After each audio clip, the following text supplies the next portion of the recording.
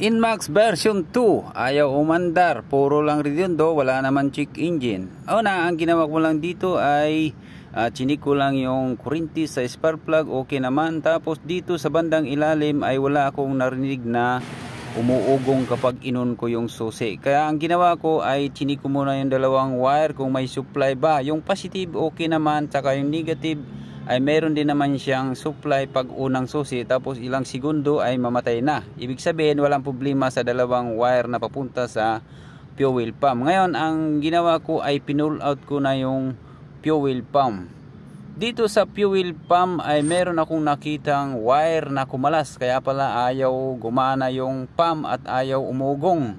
Ngayon hininang ko na yung yellow wire dito sa kasi sira na yung pinaglagyan ng sakit. Tapos nagpalit na rin ako ng fuel filter. Dapat ganito ang tunog kapag buo yung fuel pump.